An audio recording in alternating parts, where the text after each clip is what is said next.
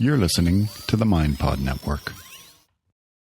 Hello, friends. There is no grand CIA conspiracy to prevent you from supporting this podcast. Really, there aren't. All those little guys in black suits and thin black ties really do want you to take out your credit card and buy stuff on Amazon through the Amazon portal on zachleary.com. That, in turn, supports this podcast. So I'd really appreciate it.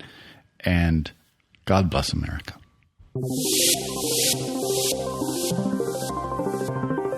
It's all happening. It's all happening. It's all happening. It's all happening. It's all happening. It's all happening. It's all happening. It's all happening. It's all happening. It's all happening. It's all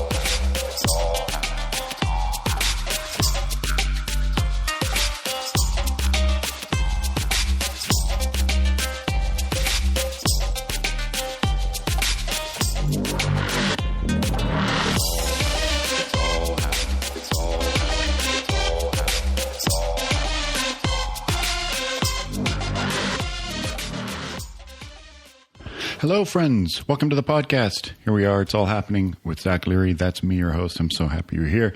Episode 94 of this podcast. Maybe we'll do something special for episode 100. Maybe we won't. I don't know.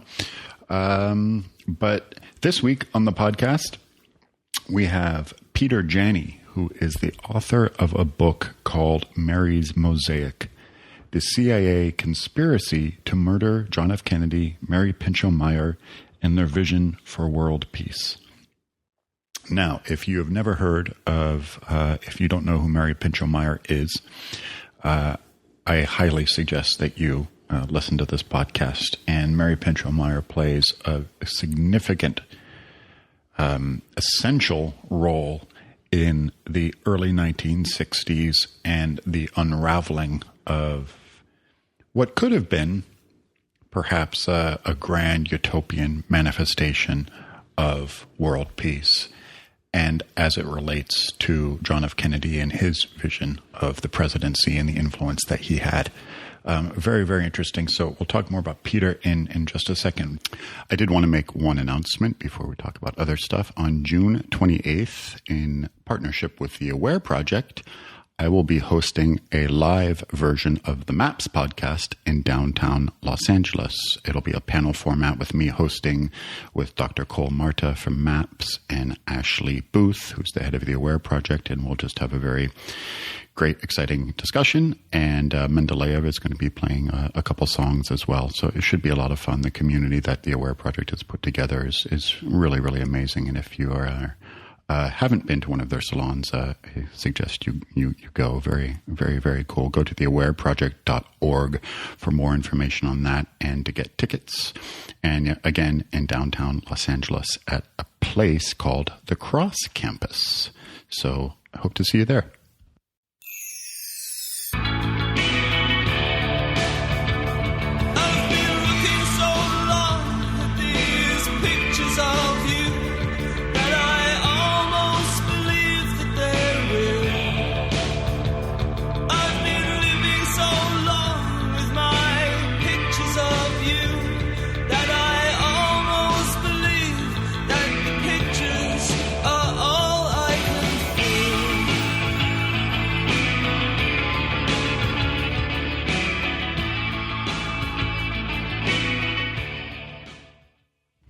So yeah, last week on the podcast, I did share some personal stuff, and I think some may find that a little bit questionable to use the podcast to share very, deeply personal information that certainly has many sides to the story and is much more complicated than just the emotions I'm sharing. No question about that.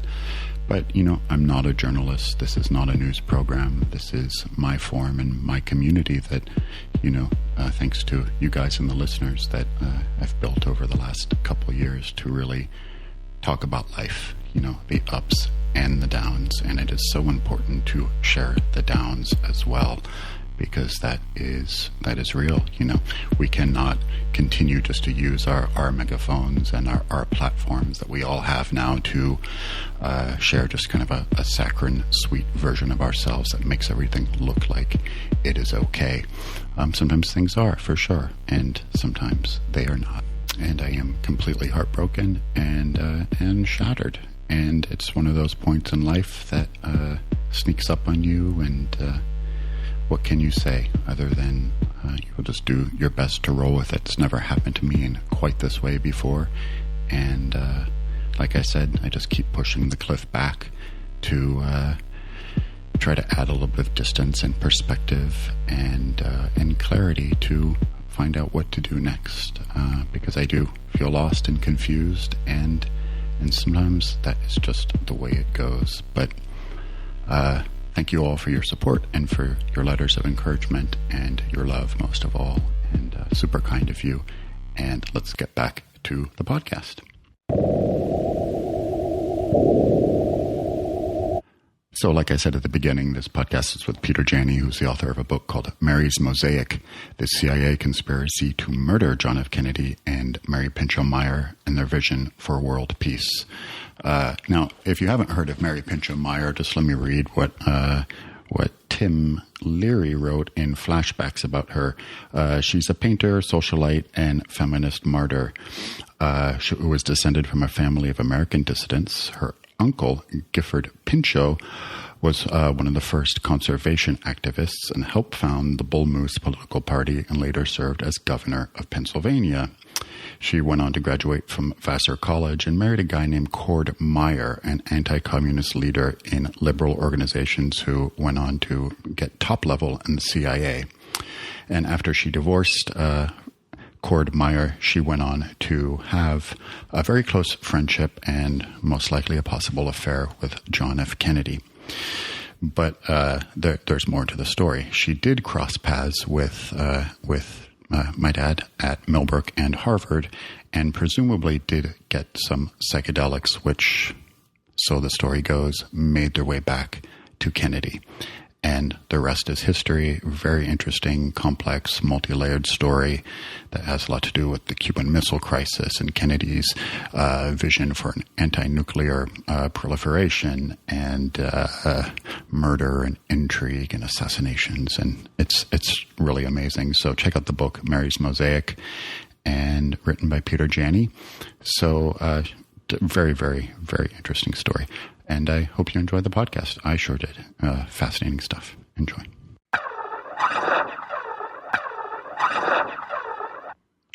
Peter Janney, welcome to the podcast.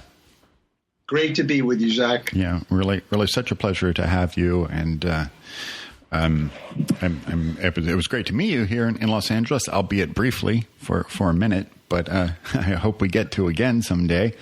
I'm going to get out there quite a bit. So, yes, the answer to your question is we will. We will, because this your book, Mary's Mosaic, is going to be made into a fantastic Hollywood picture, as they used to say.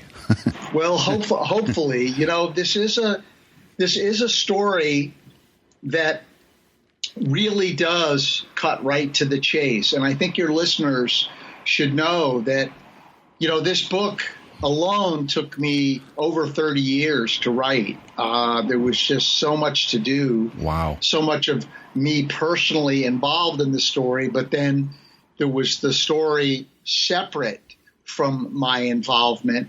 And there's just years of painstaking research that went on. But, I come to conclusions that are not part of the mainstream media outlook in our country.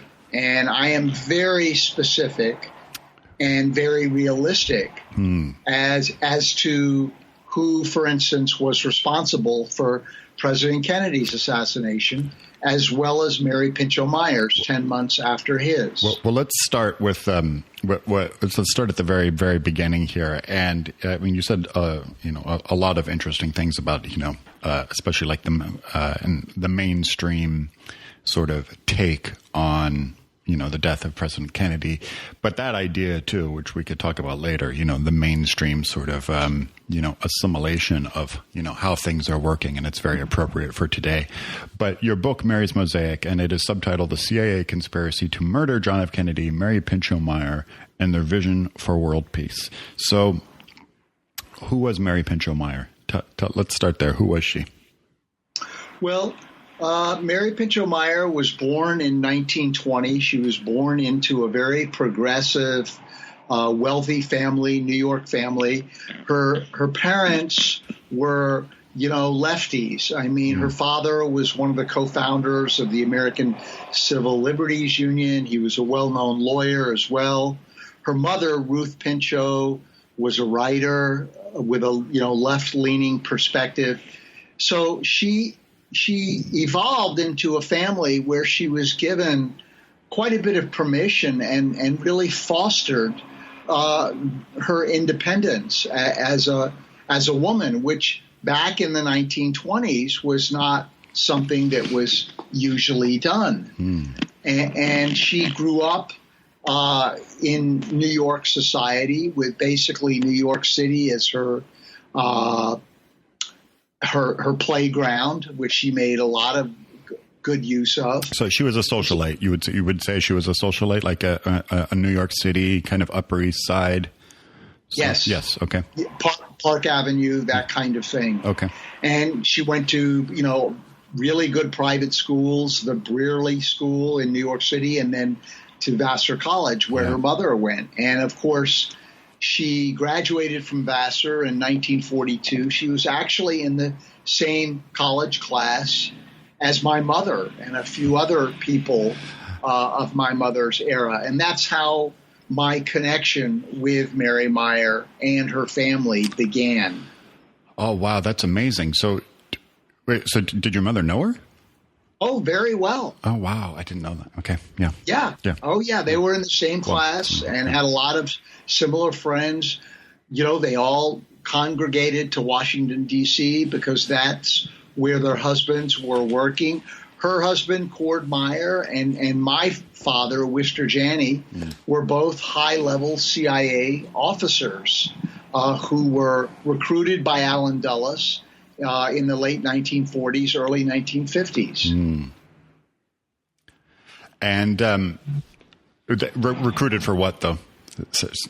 Well, they were, a lot of these post-World War II guys who had gotten through the war and had come back were really of that class. It's not like they had to worry about immediately get a job and a career. They came from upper middle class, fairly wealthy families. Sure. And I think a number of them, really, when they came out of the war, they realized we cannot afford to ever have another world war because this time it will be nuclear. And that will change the game drastically. The last thing anyone wants to see is a nuclear Armageddon, which would, end life as we know it on this planet. So there was the CIA, when it was formed in 1947, was really sort of this new bureaucracy, but it was really staffed by these people who had very progressive looks and who wanted to make sure that the United States stayed on top coming out of World War II in the way that it did. And so this was our country's first major intelligence operation. And also, I get this question a lot, and especially about my dad's involvement with the CIA and their being instrumental in bringing LSD to America, and if there was any sort of conspiracy going on there. But as I was always told, how you viewed the CIA in the 50s and very, very early 60s was very different than how you viewed the CIA today. it didn't have sort of that long, dark shadow kind of hanging over it, full of just sort of like, international black ops hitmen who are sort of like, spying on every single thing that you do and say and so on and so forth. I mean, and it had, like you just said, sort of a progressive air to it, and it didn't really feel as nefarious, maybe as it became later on. So, well, one of the reasons that it didn't is that the public at large knew very, very little of all the black ops operations that were going on, even in the 1950s. Right. And so the CIA was very good at keeping a lid on that and letting as few people know as possible. Well, it was so much easier to do back then. I mean, you could keep secrets easier back then, of course. Right. Yes. Yes. Exactly. Yep. But there. So what would you, I mean, I guess you just kind of said it, post World War II, the kind of the setup for everyone was knowing, well, the next war could be nuclear. So what was the CIA's sort of, would you say in the mid 50s, how would you define the CIA's objective? Well, I think their objective was certainly, one objective was trying to make the world as safe as possible for capitalism and the American way. Okay. But the other objective was, wherever there was a conflict, a military, explosive, international conflict brewing, they wanted to know about it as quickly as possible so that they could take the right side, so to speak, in terms of either containing it or ending it or that kind of thing.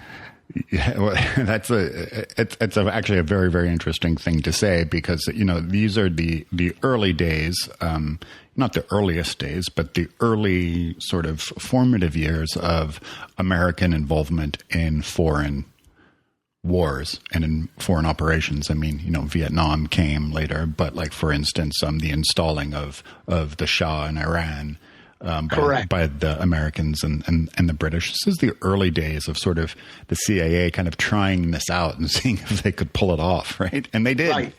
Right. And they did. They were very successful. Yeah. We all know now how the CIA overthrew the elected government, the Mosaic government in Iran. And reinstalled the Shah, so crazy. And what the impact of that was, and of course, how that has created the problems that we have with Iran today. Yeah, it's the first. I mean, that is the first domino. Yes. Right. Yeah. Yes. And I mean, if you, I suppose you could connect the dots. I mean, I certainly like to, but I think it's very important to look at that first domino and look at, the recent formation of radical Islamist, doctrines and terrorism and ideologies that have, started to are being practiced by more and more and more and more people.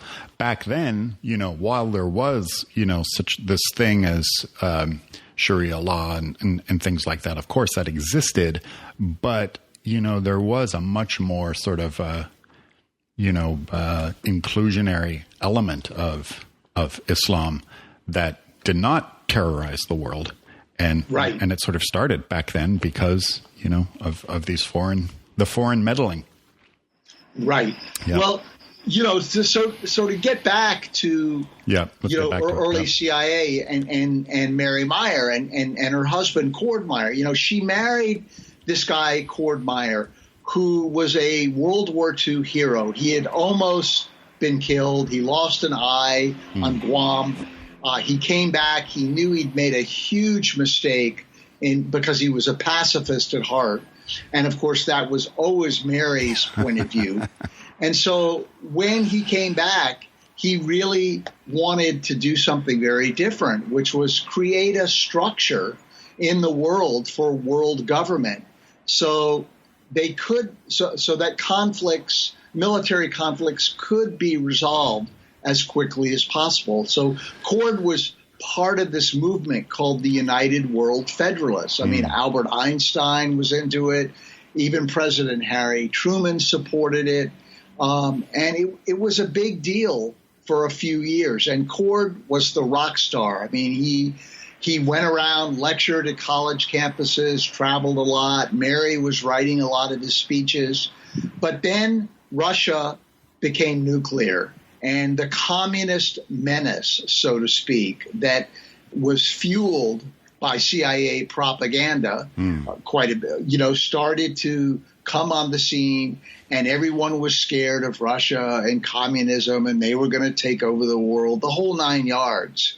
And the United World Federalist movement really started to dissipate. And I think Cord saw the writing on the wall, and he realized it wasn't going to last, but he didn't really know what to do. He was a brilliant writer, but he really didn't have the courage to strike out on his own and just write for the sake of writing in terms of what he knew he could do. So his father got him an interview with Allen Dulles, and of course Allen Dulles picked him up immediately because Allen Dulles wanted to attract all these smart Ivy League, well-to-do gentlemen into the CIA, and that was his way of how he was going to control this new intelligentsia post-World War II. Wow, that's fascinating, yeah. Yeah, so Cord got involved with the CIA, but what he started doing was doing some very nasty stuff, and it just infuriated Mary. I mean, Cord was part of this operation called Mockingbird, where they infiltrated all the news media outlets in our country, and the CIA would hire journalists, plant various stories because they wanted to slant public opinion in one direction or another.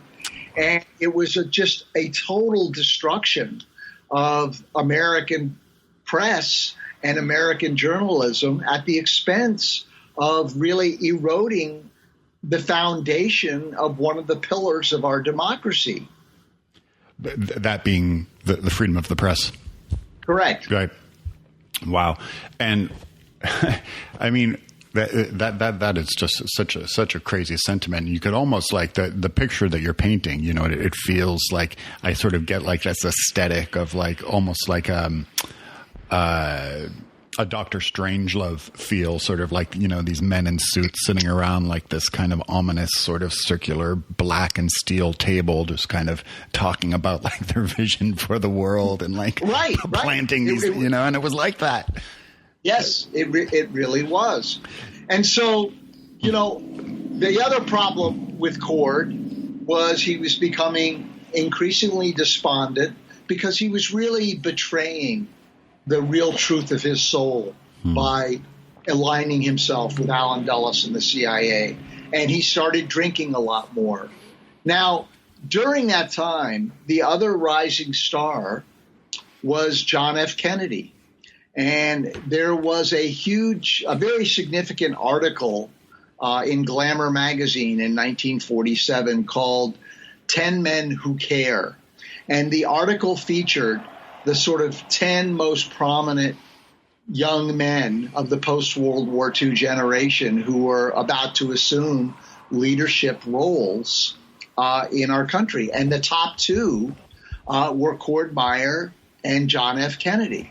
And what's fascinating, Zach, is that Mary Meyer would become the muse to both of them in their lifetime. That I think is just utterly fascinating. But that is beyond fascinating, and I don't know if that is just some sort of divine karmic, plot that it's just the way things are meant to be, or just an incredible coincidence. But so, I mean, Kennedy being the other rising star. So, but just take us through. I did want to ask though, when Cord Meyer was kind of, immersed himself in the CIA and working for Allen Dulles, and these things really started to get pretty nasty from Mary's side. What was her reaction? I know they eventually divorced, and they divorced somewhat early, right? In 1949, which was 1958. Oh, sorry. Okay, 50, later. But what was her? What was she thinking? What was she saying? And why couldn't she go along with the program?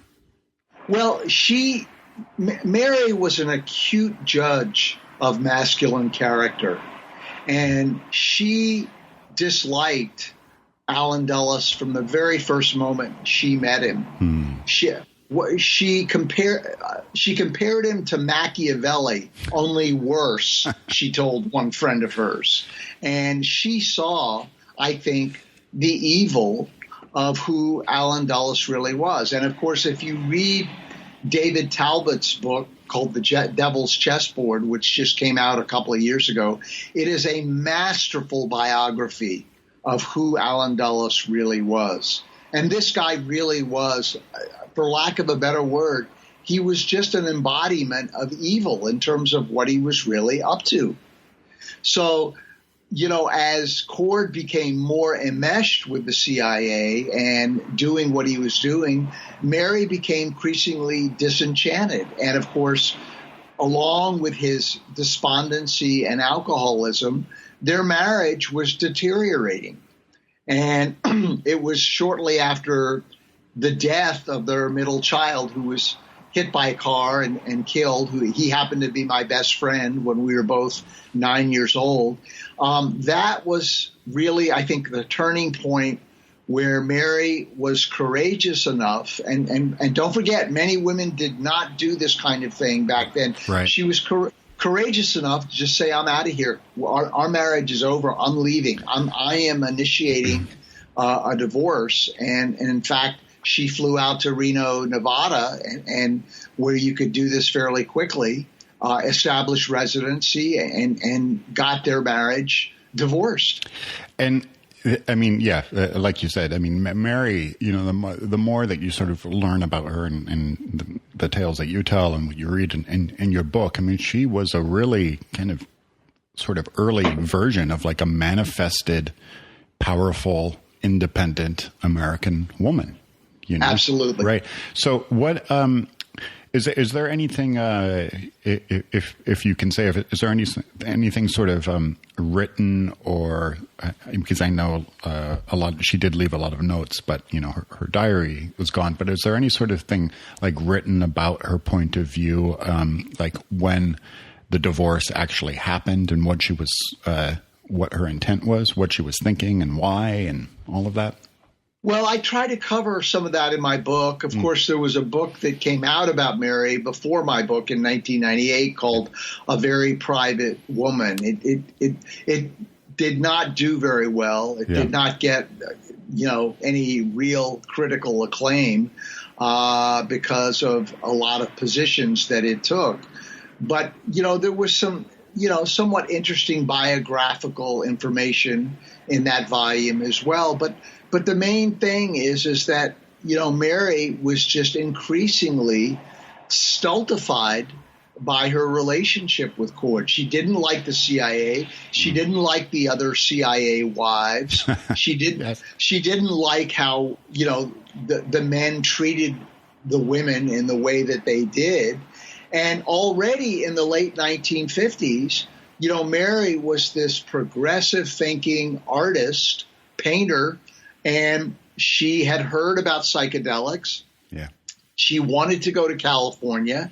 And of course, there were people out in California, people like Cary Grant, a number of other actors and artists out there who were experimenting with LSD and other hallucinogens under the guidance of a psychiatrist. I mean, there were ways to really start exploring this kind of consciousness. And this was the kind of thing that Mary would have been instantly drawn to. So, and so she was. She was, and that's the trajectory she went on. So the trajectory. So she gets drawn to the psychedelic movement. She gets involved with Tim Leary, and as you point out, ironically, he had some, as you say, some combative encounters with Cord Meyer previously, right? That's right. Right. So there was already some sort of connection, and she didn't. as I understand it, he didn't really like him all that much. No. Right. No, Cord. I knew Cord, of course, because I was very close with the family, but I knew him as a kid. You know, I mean, he was my best friend's father. Right. But he was a very belligerent, condescending kind of adult. And as a kid, he is not someone you wanted to hang around.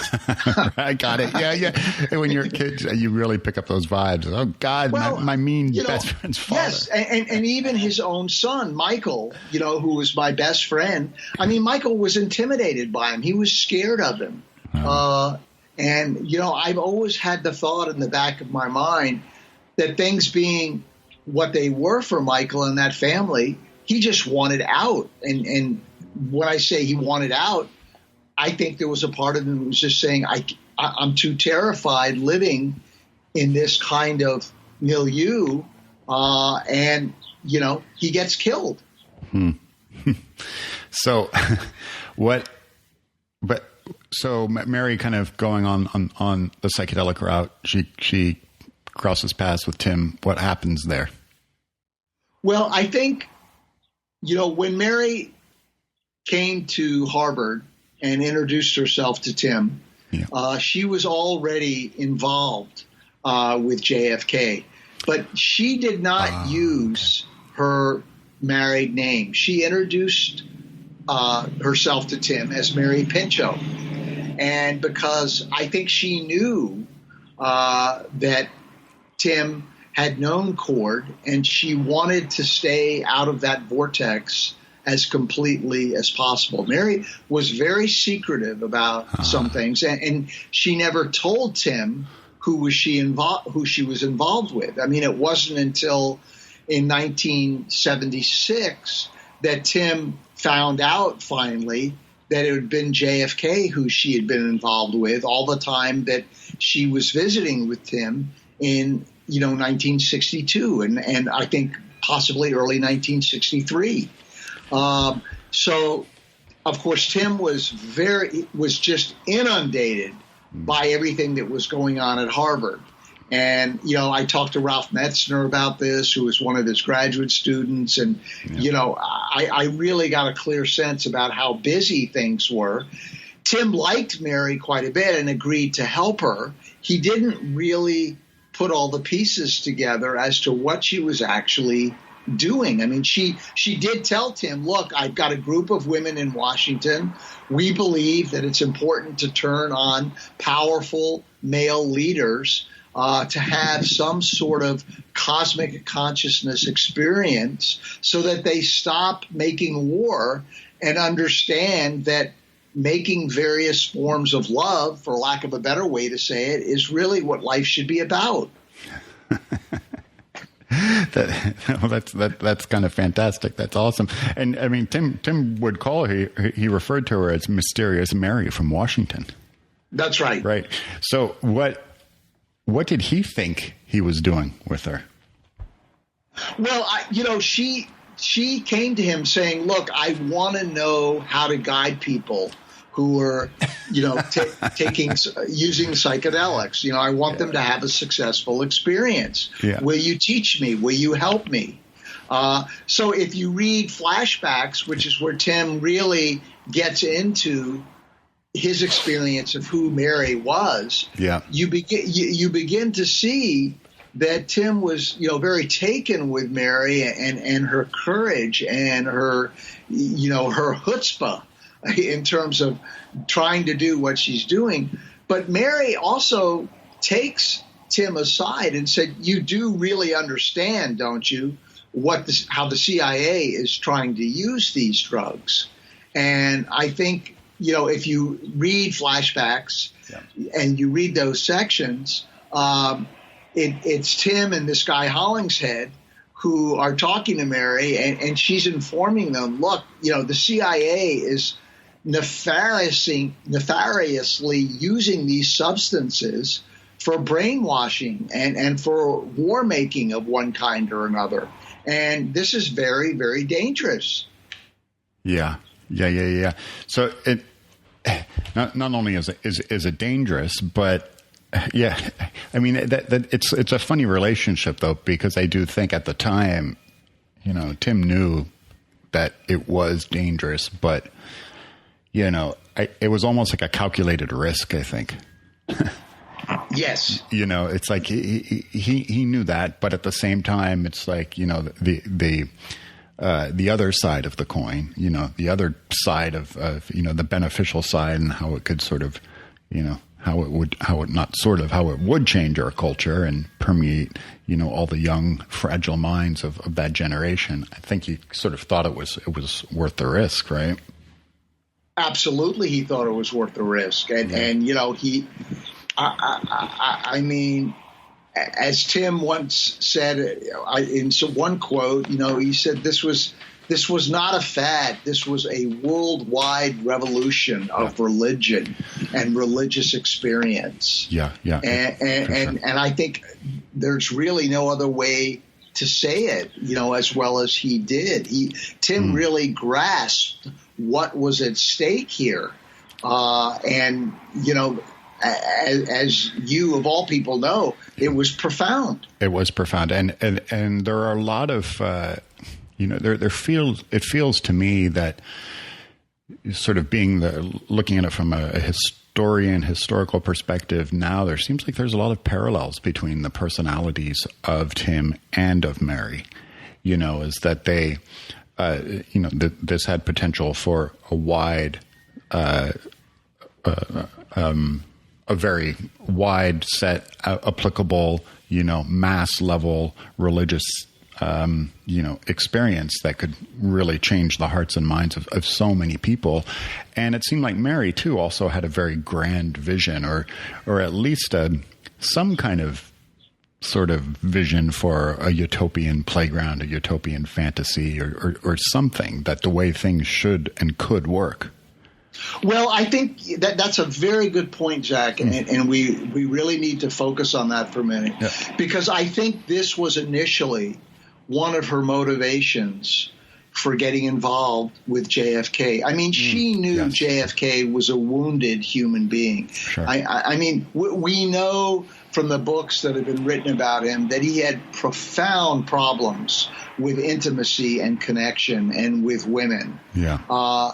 And I think when Mary got involved with him, she basically said, look, I don't need this crap of yours. I'm willing to, play with you, but there are going to be some rules here. And one of the biggest rules is you need to show up and be fully present, because I'm not going to let you get away with things.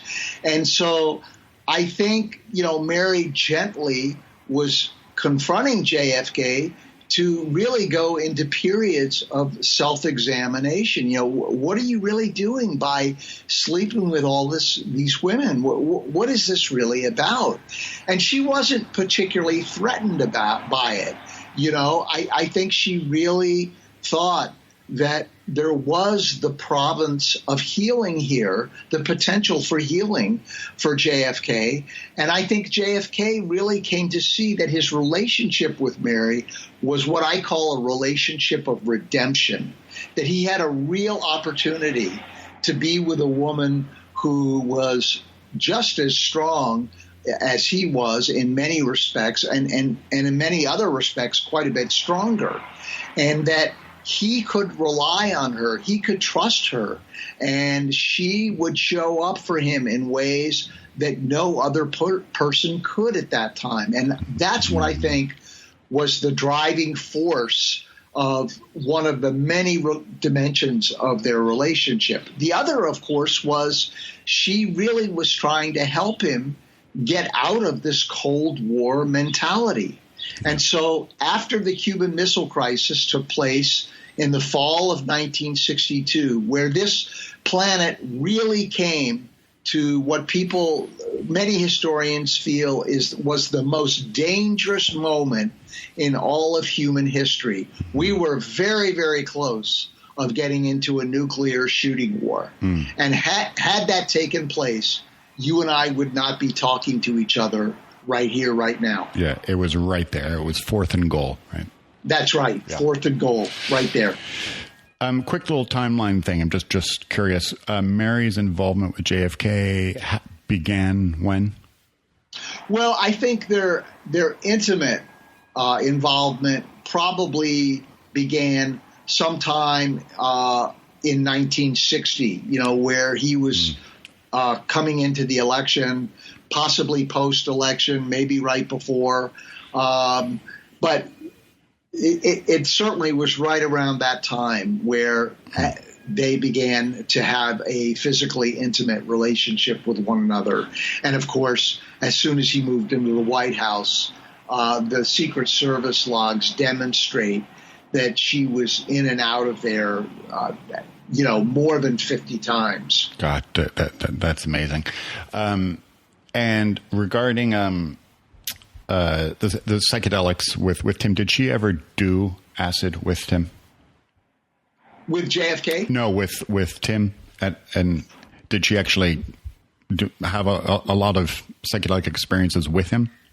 I think, if the best source of that was what Tim wrote in flashbacks, but also Tim did an interview with the author Leo D'Amour, which I inherited all of Leo's research. Yeah. And this is an interview that you would probably really like to listen to. Robert Forte has listened to it, and he's very, very intrigued by it. But I know that she and Tim and Hollingshead did at least one mild journey together. I'm not sure it was LSD yet. I think it was psilocybin in 62. I don't think, correct me if I'm wrong, but I don't think Tim really made his first leap into LSD until, was it possibly late 62, early 63? I can't remember the dates right now. It was 62 for sure. It was. Yeah, okay. Yeah. And, then there's something in flashbacks too that sort of, you can sort of connect the dots. Tim writes, in my yearning for an ally, a friend, a woman, I found myself thinking a lot about Mary Pinchot. I asked everyone at Millbrook if she had phoned during the round-the-world trip, but no one remembered hearing from her. And then goes on to talk about directory assistants in Washington, D.C. and finding several numbers for Mary Pinchot's and all this kind of stuff. So, the only way that, knowing him, and the only way that I could sort of connect all those dots was that there was some sort of sacred bond or spiritual bond that did take place at some point somewhere. Yes, and it was only through Tim's persistence where he finally called Vassar College to see if he could locate Mary that way, and that's when he found out she had been murdered. Yeah, that's how he found out, right? That's what they said on the phone, right? So, but let's go back a little bit here. So, I'm sorry, I'm just jumping around because these facts are just so important. The Secret Service logs, the 50 or so entrances into the White House, is that presumably, if you had to presume or assume or sort of just use some kind of poetic license or whatever you could, is during one of those 50 sessions, do you think that if Kennedy, let's just say if he did do LSD with Mary, where would that have taken place? At the White House or in Massachusetts? Or no, it did not happen in the White House. Right. The only place I have amassed any information or evidence of where it took place was at the home of Joe Alsop, a journalist in Georgetown. And I don't think it was LSD they did. I think it was, a mild dose of psilocybin. And it took place in the spring of 1963. And all indices point there was probably sometime May of 1963. Now, what's important about that is that on June 10th, 1963, JFK delivers his presidential address at the American University commencement exercises. And that speech is possibly the most profound presidential address ever delivered in the history of our country. If your listeners are not familiar with it, they should go online and listen to it or read the speech. But this is where he asks the citizens of our country and the citizens of the world, he says, how much do you really want peace? Can you find the place in yourself that truly wants world peace and what your resistance to it is? He asks people to do a very spiritual kind of exercise in terms of going into their own self-examination to look at what their own blocks are to believing that peace, in fact, can be possible. And it's an invitation. It's a challenge to everyone to really come out and decide, is this something that you are ready to do now? And if you are, I'm going to lead the way. I'm going to propose that we have a limited nuclear arms treaty with Russia, and that I'm not going to go resort to any more nuclear testing unless they start it first. But this is an incredible moment where JFK turns away from the Cold War and he turns toward world peace as the real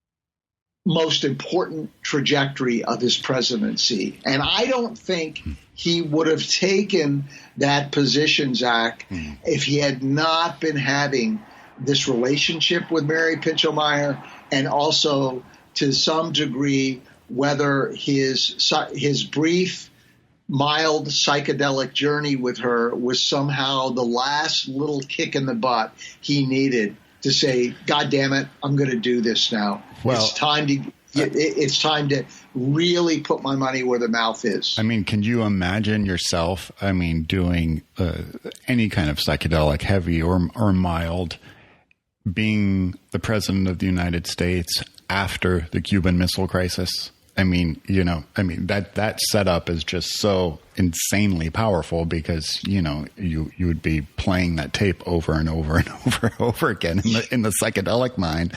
And you'd be like, what the fuck is going on here? Then as president, I have this megaphone. I have this mouthpiece where I can say what you just said.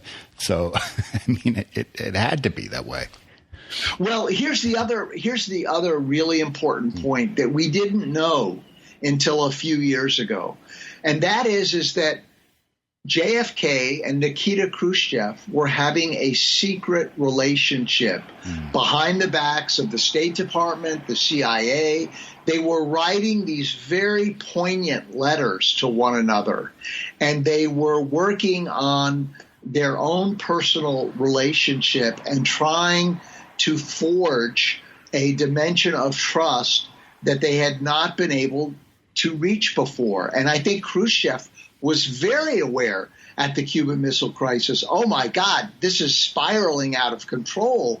We've got to stop this immediately or something very, very terrible is going to happen. And so in the aftermath of the missile crisis, both leaders, I think, were profoundly shaken by what had happened. And they realized that they could not allow this to ever happen again. And so these letters that they were writing back and forth were really beginning to show some fruit in terms of their decision to collaborate on world peace initiatives. Let's not forget that after this commencement address at American University, Khrushchev had this speech played on loudspeakers in every city and town in Russia. He felt it was so important, he wanted every Russian citizen to hear what Kennedy was saying. God, that's amazing. Isn't it? I think it's profound. It's profound. It's just, it almost leaves me speechless. Yeah. Wow. So Kennedy gives this speech, essentially telling, not only warning of, the catastrophe that nuclear war could provide. But he was also telling people to look within. Yes. Essentially, like really stop, with all of the aggressive sort of geopolitical, socioeconomic ladder and look within. And is it really worth it? Telling the people to ask that question. So what did that set off? Because that was the beginning of the end for him. Well, I think what it set off is that when he proposed a limited nuclear test ban treaty, and the fact that it happened so quickly, that treaty was created behind the backs of the CIA and the Pentagon in less than 3 months. Kennedy and his team went to Moscow. They worked with the Russians on it. They had reached an agreement about what the treaty was going to do by July. Okay, that's about a month after the speech. By September 24 that same year, the United States Senate ratified the treaty. Okay, and that was just unheard of. Wait, by when? Tell me the date again. September 24th. So 2 months later, after Kennedy went on television in July announcing that they had reached an agreement, he and Russia and England was the third party, the Senate ratifies the treaty the same day that JFK is at Mary Meyer's family's estate in Milford, Pennsylvania, dedicating something called the Pinchot Institute of Conservation, which is a real way ahead of its time, ecological, preserve the earth kind of organization that the Pinchot family was trying to start. And he agreed to come and dedicate that day. And it was during that day that they got word that the Senate had just ratified the treaty. It was something that JFK had spent all summer working on, going over to Europe, going to Berlin, going to a number of places, convincing the world that this was really the way to go. And of course, the CIA and the Pentagon and other factions within our government realized, wow, this guy is off the reservation and we cannot control him. The only thing we can do to save our agenda is to eliminate him. So how, in your estimation, how did that start? And who started it? And what was the first shot fired? How did that begin? Well, I think, of course, the Joint Chiefs of Staff in the Pentagon were just very, very upset at what had happened at the Cuban Missile Crisis. Sure. They wanted to invade Cuba. They wanted to, get rid of Castro. What they didn't know, of course, was that there were already functional nuclear weapons on Cuba that would be used if an invasion started. I mean, it's just so classic in terms of what had happened. But, I think the banking industry was not happy with what Kennedy wanted to do. He wanted to get rid of the Federal Reserve. He wanted to restore the Department of the Treasury to control monetary policy, that kind of thing. I mean, he had stepped on a lot of toes in terms of how he thought the country and what direction it should move in. And so, I think looking ahead, it was pretty clear that he would get reelected in 1964. It was also very clear that he was in the midst of trying to end the war in Vietnam, not allowing it to go any further than it had gone. And there's evidence in terms of something called National Security Action Memo 263 that basically said we're taking 1,000 troops out before the end of 63, and we're going to get the rest of the troops out before the end of 1965. I mean, there would not have been any Vietnam War had Kennedy lived. And he was also having a secret rapprochement with Fidel Castro in terms of bringing Cuba and Castro into the fold and allowing peaceful coexistence to take place there. It's so and so indicative of demonstrative of the times too. These sort of rapprochements that you're talking about with Castro and with Khrushchev as well, and that that was a time where you had the technology to be able to do that, but we didn't have the technology to where everybody didn't need to find out. You could still sort of pull it off, which makes me think that, perhaps a case can be made that the office of the presidency was much more powerful back then than it is now. Because now, the bureaucracy is so much thicker, and there are so many, different, little sanctions of secret cabals and, very, underground forces pulling things left and right and center and all over the place. But back then, like you're saying, Kennedy actually the implications were just implications of what he wanted to do. He actually didn't completely do it yet, but it was such a threat to the establishment that he had to be taken out. Yes. Yeah. I think you put that very, very well in terms of what the presidency was like back then. The presidency, in the early 1960s had the potential for real leadership, right. Whereas today that is not the case. Yeah, today, everybody. Well, I don't know if that's true, but a lot of people feel it's a joke. It is a joke. It's a figurehead. Yeah. It's a figurehead position. He doesn't really do anything other than look presidential or act presidential. But that all the major policy decisions in terms of what's going to happen and what the changes are going to be have already been decided. Right. So. Going back to Kennedy for a second and him having to be taken out. So, how did it happen? What do you think happened? Who did it? Well, I think logistically it was all set up by the Central Intelligence Agency. Allen Dulles, even though he was no longer head of the CIA, he was certainly had the devotion from the higher ups who still looked at him as their father. And Allen Dulles was really the project manager for the assassination. And, of course, he had a number of underlings who, put together the plan.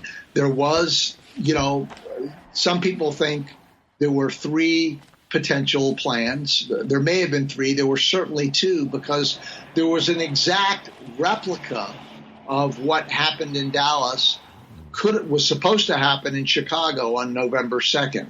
And the Secret Service found out about it and they were able to stop it. It had the same kind of MO, a former ex-Marine who was a patsy, positioned in a building along the motorcade route, snipers at various positions along the motorcade route. It's just outrageous how similar it was to what took place in Dallas on November 22nd. And you write in your book, you have a whole chapter, if anybody wants the answer to this question in great detail. It's called How It Went Down, the Anatomy of a CIA Assassination. Yes, now that chapter is really focused on Mary Meyer, not what happened in Dallas. But what happened to Mary Meyer is very similar in the sense that, they had a patsy and they made it look like a random act of violence, just like, Lee Harvey Oswald was supposed to be this lone psychobabble nut, who acted completely on his own. It's all legend. It's all propaganda. There's absolutely no real truth to it. It's just what they want people to believe. It's just what they want people to believe because they can control the message. That's right. Right. That's right. Yeah. That's right. Yeah. So her reaction, Kennedy, well, first, I wanted to back up one step. Was there any sort of intermingling or intertwining between Jackie and Mary? Well, Mary knew Jackie, but it's not like they were bosom buddies. But, I think, Jackie eventually knew what Mary's position was with her husband. I think probably she was quite threatened by Mary in terms of, understanding maybe perhaps after Mary's death how important she was. But, Jackie was never what I would call terribly happy being, JFK's wife. Yeah. I mean, they loved their children. There's no doubt about that both Jackie and Jack loved their two children. But, Jackie was mostly down at their farm in Virginia. I mean, she didn't spend a lot of time in the White House, except when she was needed for, social functions of one kind or another. Wow, that's an amazing point that I think often goes unlooked because so much of the imagery that is sort of fed to us today about, Camelot as it's referred to. I mean, there are so many iconic photos of Jackie in the White House and exactly. Yeah, but it was not the case. She really wasn't there much, huh? No, not at all. Wow, that's fascinating. So, I mean, I guess that answers the next question. It's like, well, how the hell can you get away with bringing Mary into the White House 50 times? Well, she wasn't home.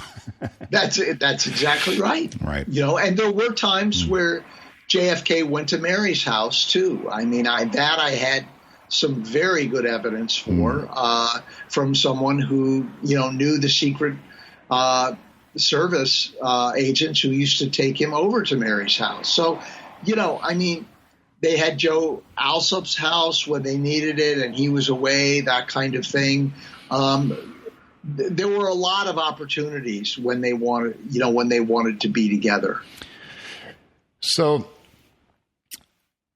I want to talk about the implications or the ramifications of them actually being able to pull off the Kennedy assassination. So, I don't know. I would say that, had they not, and you certainly you painted a very good picture of who the they is, but had they not pulled it off and, Kennedy didn't get killed, maybe they would have tried again because, as you said, there were several models of the exact same sort of plot and planning. But say, had it not happened, because it did happen, rather, it feels like that was such a huge, cemented, step and statement into the real powers that be. And the presidency was never the same afterwards. Not only was the presidency never the same, but our country was never the same. Right. Yes, this was a seismic moment in American history. I mean, it was just, I think I described it in my book as, the experiment in American democracy ended on November 22nd, 1963. Yeah, and that's really, what did in fact happen. We had Lyndon Johnson waiting in the wings. He was about to be indicted. The very day of the assassination, there were hearings going on in the United States Senate, bringing evidence up about Johnson having colluded this, colluded that. I mean, his political career was about to end dramatically, and he could have likely gone to jail. And were it not for this event that took place in Dallas, I think Johnson, he would have been disgraced and would have had to, leave office. God, that's amazing. And also just the shot and the ripple that sort of permeated throughout the public afterwards. It really was. I mean, I'm not that much of an American idealist and, patriot in the traditional way. I mean, I love the idea of America for sure, and the original blueprint for it. But it really did feel like it did shatter the innocence of the public as well. Yes, yeah. I think that's a very excellent way of putting it. It shattered all of our innocence to the extent that we were willing to allow the trauma of what took place to impact us. Goodness gracious. And so Mary's reaction, but going back to Mary for a second, her reaction to Kennedy's assassination was what? How could you describe that? Well, she was traumatized by it. Yeah. I think it just, it just, it rendered her incapacitated for a while. And there's this very poignant scene in flashbacks where, she finally calls up Tim after a week or two after it's over, and she's sobbing on the phone, and Tim doesn't even know it's Mary when he first answers the phone. But she says, he was changing too fast, you've got to be careful, and it's very clear that she's telling Tim, why JFK was taken out, and she, of all people, knows. So it's really during the last year of her life. Let's remember that she was assassinated 10 months later in October of 1964. Really, during that last year, she was working in her diary of trying to put all the pieces together. She had a lot of access to high-level people in Washington, particularly JFK's advisor, Kenny O'Donnell. She went and asked him, who O'Donnell and Dave Powers were in the car right behind Kennedy in Dallas. They knew when they were driving into the area where the grassy knoll was that the shots were coming from the front and to the right, not from behind the motorcade, but in front of it. They were seasoned World War II combat officers. They knew what the smell of gunfire smelled like and what the sound of gunfire was. And so, but again, the Warren Commission would not allow them to tell the truth. And of course, when Mary finally saw what a sham the Warren Commission report was, that's when she decided she was going to go public, and she was going to come clean, tell people what had happened, who she was, and why JFK had been assassinated. And of course, her phones were being tapped. She was under surveillance. That's when the decision was made, I think, at the highest levels in the CIA. We've got to take her out. She's a loose cannon. She could really pose great, great difficulty for us. Wow. That's amazing.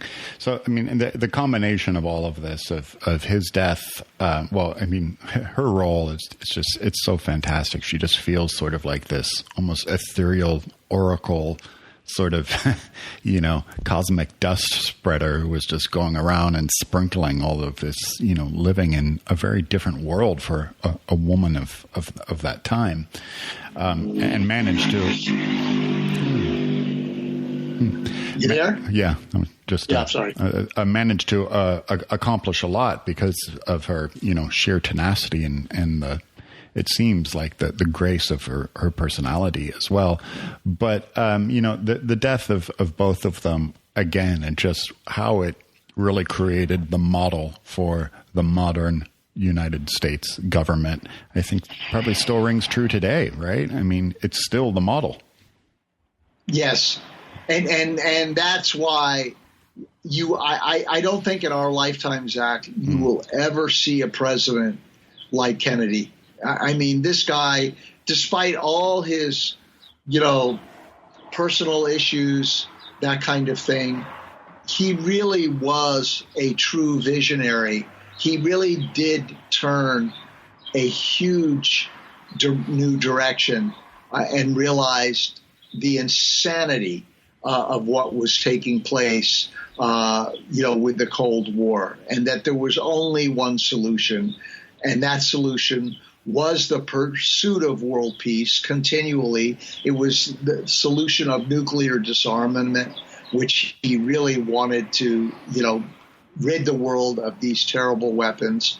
And he was doing it essentially alone.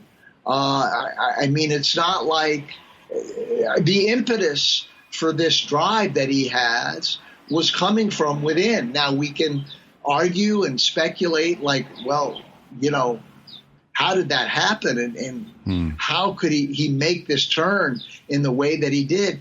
I can only come back to my sense of having held this story for so many years, that this woman was such an important figure in his psyche and in his life, that it was really their connection, their male-female connection of polarity that allowed this kind of universal cosmic energy to move through them, to move through him, and to really offer the world a new vision of what this planet could be like for everyone. God, that's amazing. That's amazing. Just hearing you say that, it almost feels like it sounds like a fairy tale. It really does in a way. But and they got so close. That's what is that's really the part, right? They did get so close. They did. Yes. Yeah. Well, this has been fantastic in your book, Mary's Mosaic. When did it first come out? When's the first version? The first edition came out in April 2012. Okay. This final edition, the third edition, came out last September 2016, and it's really it's as complete picture that I think it's ever going to get, unless Mary's diary her real diary turns up, which I doubt. There really isn't anything more to be done. So This new third edition is really the complete edition, and I think people who read the book generally have quite a favorable reaction. It reads like a novel, but of course there's over 1,000 painstaking footnotes in it. Yeah, I was going to say the appendices are like the last huge chunk of the book. It's fantastic. Right. Well, I do hope to see it get made into a moving picture as well, and wish you the best of luck on that. Very, very cool. It's a story that everybody needs to hear. But thanks for doing this, Peter. This has been great. Zach, it's been a real pleasure to talk with you. I hope our dialogue will give your readers a chance to really ponder this incredible story. And of course, the book is readily available on Amazon and other bookstores for anyone who's interested. And we'll put links to all of that as well. Great. Thanks, Peter.